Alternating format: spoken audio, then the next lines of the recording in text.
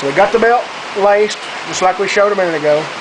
Got it back in correct orientation, lining up.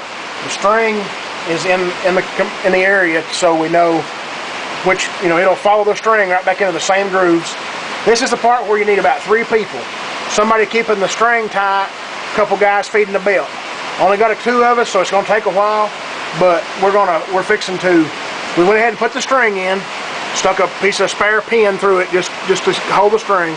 Get it toward the center, which makes it work real nice, and then we're just going to feed it back in, and we'll be right back with you when we pin the 2 belts together.